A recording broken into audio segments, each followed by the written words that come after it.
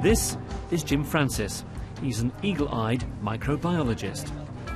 At all these open-air outside events, there is always the potential for people to get ill if the food is not prepared properly. And I'm going to be kind of recording examples of what I see, both good and bad. He's at two different events in Newcastle, the weekly Quayside Market and at a once-a-year festival, the Mailer, where catering for the masses means mistakes. I've seen people physically wiping their nose and then going on to handle food. We've seen people handling food with their bare hands, so handling salad and then handling breads and then handling meat dishes. But at the Quayside Market, something more concerning. Remember, the street spice investigation highlighted the need to cook raw ingredients properly. Well, today, Jim has spotted a schoolboy error. They put a lot of time and effort into cooking the food, and then they sprinkled dried chilli on the top. Obviously that dried chilli poses a risk because it's not been through the heating process and therefore could reintroduce bacteria back into the food that you've just spent all your time and effort cooking. Jim's going to take food samples back to the lab for testing. The thing is, these events pop up and then they're gone. We're patrolling them because, as far as I can see, there's no one else to do it.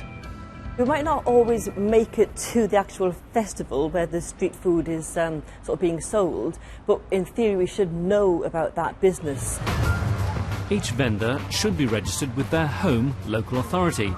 But when they're out on the road, well, councils say budget cuts mean it's impossible to police everyone. In Newcastle, they've reduced the number of inspectors. They were unable to tell us by how many. At the end of the day, you know, it's still the person selling the food who's responsible for making sure it's safe.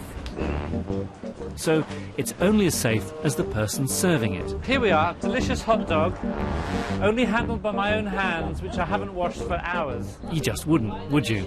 But at the Mailer, bad hygiene is getting Jim all worked up. Hand washing. I haven't seen anybody wash their hands at all out of any of the places I've looked at as yet. When food handlers are preparing and working with food, the only thing they should be touching is food implements and the food itself. So not ciggies and not your mobile phone.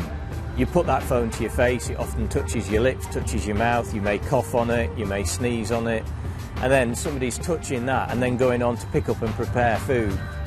Little wipe of the nose, stroke of the beard.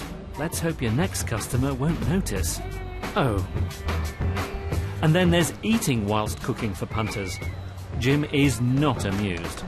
Whether you would specifically call them a breach of regulations that would merit serious concern is another question, but if you put them all together you would have to say that there are practices here that don't comply.